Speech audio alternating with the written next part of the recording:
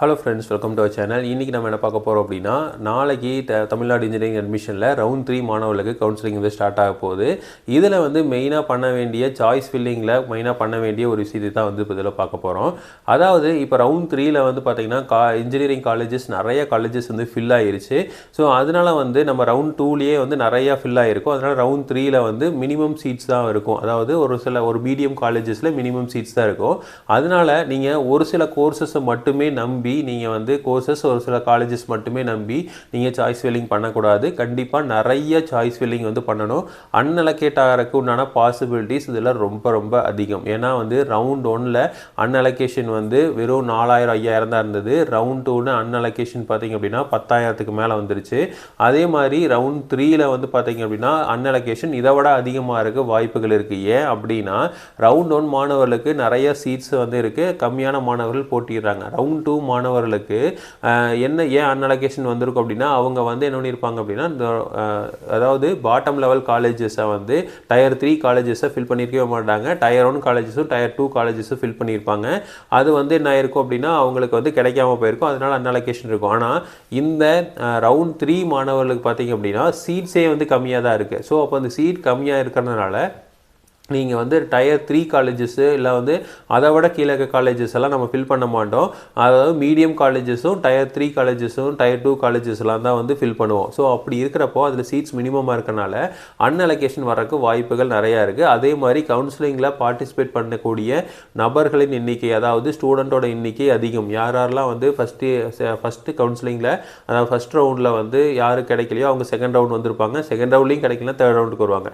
அதே மாதிரி செகண்ட் ரவுண்டில் அன்அலோகேஷன் ஆகாத, அதாவது அலோகேஷன் ஆகிருக்கும் ஆனால் வந்து என்ன பண்ணியிருப்பாங்க, இதை வந்து எனக்கு வேண்டாம், நான் வந்து ரவுண்ட் 3க்கு போகிறேன்னு சொல்லியிருப்பாங்க. அந்த மாதிரி கேட்டகரியில் இருக்கிற பசங்களும் ஒரு சில ஸ்டூடெண்ட்ஸ் வந்து வருவாங்க. ஸோ அதனால் வந்து நீங்கள் ஆஸ் மச் ஆஸ் பாசிபிள் எவ்வளோ காலேஜஸ் போட முடியுமோ, எவ்வளோ கோர்ஸ் போட முடியும் அவ்வளோ கோர்ஸை வந்து நீங்கள் போட வேண்டியது இருக்குது. ஸோ அதனால் வந்து வெறும் ஒரு 10 காலேஜில் ஒவ்வொரு கோர்ஸ் இதை மட்டும் போட்டுட்டு விட்டுறீங்க அப்படின்னா உங்களுக்கு சீட் அலோகேட் ஆகாது. சீட் அலோகேட் ஆகலை அப்படின்னா மறுபடியும் நீங்கள் சப்ளிமெண்ட்ரி கவுன்சிலிங் அப்ளை பண்ணி உள்ளே போகிற மாதிரி இருக்கும். அதெல்லாம் வந்து நம்மளுக்கு தேவையில்லாத ஒன்று. ஸோ சப்ளிமெண்ட்ரி கவுன்சிலிங்கில் எல்லா காலேஜஸும் வராது. அப்படியே காலேஜஸ் வந்தாலும் உங்களுக்கு வந்து பெருசாக வந்து சீட்ஸ் வந்து நல்ல காலேஜோட சீட்ஸ் எல்லாம் கிடைக்காது. ஸோ அதனால் வந்து தெளிவாக நீங்கள் பார்த்துக்குங்க. ஸோ கண்டிப்பாக நீங்கள் வந்து போகிற சாய்ஸ் ஃபில்லிங்கில் நம்ம வந்து ஒரு 50 காலேஜ் 60 காலேஜாவது இருக்கணும். ஸோ அந்த அளவுக்கு வந்து போடுங்க.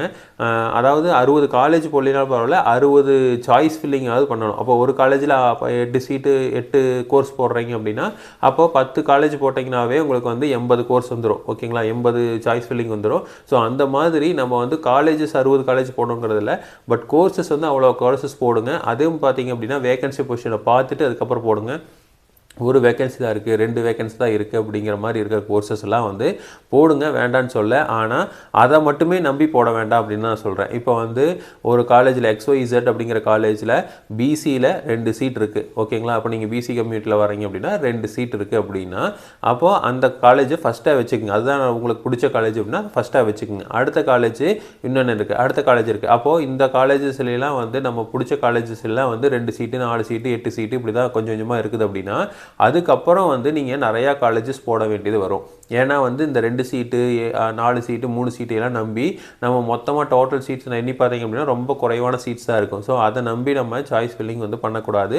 ஸோ அப்போ நம்ம நிறைய சாய்ஸ் ஃபில்லிங் வந்து பண்ண வேண்டியது இருக்குது. லைனாக வந்து நிறையா காலேஜஸ் வந்து போடுங்க, இல்லை நிறைய கோர்சஸ் வந்து போடுங்க. ஸோ காலேஜஸோட எண்ணிக்கையும் முக்கியம் இல்லை, கோர்ஸோட எண்ணிக்கையும் முக்கியம் இல்லை. மொத்தமாக வந்து நீங்கள் ஒரு 60 சாய்ஸ் ஃபில்லிங்காவது பண்ணியிருக்கீங்களா அப்படிங்கிறத பார்த்துக்குங்க. இதே வந்து ஒரு சில கேட்டகரி இருக்குது. அதாவது இப்போ வந்து அந்த காலேஜ் வந்து ரொம்ப ரூரல் பேக்ரவுண்டில் இருக்க ஒரு காலேஜாக இருக்கும், அது யாருமே ப்ரிஃபர் பண்ண மாட்டாங்க அப்படிங்கிற காலேஜ் நீங்கள் போட்டிங்கன்னா பிரச்சனை கிடையாது.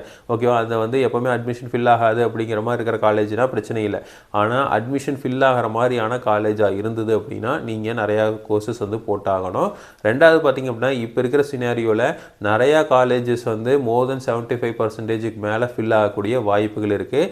அதனால எந்த காலேஜுமே வந்து ஃபில் ஆகாது அப்படின்னு நீங்கள் நம்பிடாதீங்க. எல்லா காலேஜுமே ஃபில் ஆகிற மாதிரி இருக்குது. இருக்குது. எனக்கு தெரிஞ்ச நிறையா காலேஜஸ் கூட இப்போ வந்து அவங்க மோர் தென் இப்போ ஒரு 90 சீட் இருக்குது அப்படின்னா 110 சீட் வரைக்கும் அட்மிஷன்ஸ் வந்து ஆயிருக்கு. அவங்க வந்து எல்லாமே வெயிட்டிங் லிஸ்ட்டில் வச்சுருக்காங்க. அந்த அளவுக்கு வந்து நிறையா காலேஜஸ் வந்து இருக்கிறாங்க. ஸோ அதனால் வந்து நீங்கள் வந்து சாய்ஸ் ஃபில்லிங் பண்ணுறப்போ ரொம்ப கேர்ஃபுல்லாக பண்ணணும். நாளை காலையில் சாய்ஸ் ஃபில்லிங் ஓப்பன் ஆகுது. ஓப்பன் ஆனதுக்கப்புறம் நம்ம வந்து எந்தெந்த இடத்துல வந்து எவ்வளோ வேகன்சிஸ் இருக்குது அப்படிங்கிற வீடியோஸ் வந்து நம்ம சேனலில் அப்டேட் பண்ணுறோம். ஸோ நம்ம சேனலில் ஃபாலோ பண்ணுங்கள். ஸோ இதே மாதிரி இன்ஃபர்மேஷன் உங்களுக்கு தொடர்ந்து வேணும் அப்படின்னு எங்கள் சேனலை சப்ஸ்கிரைப் பண்ணுங்கள். தேங்க்யூ.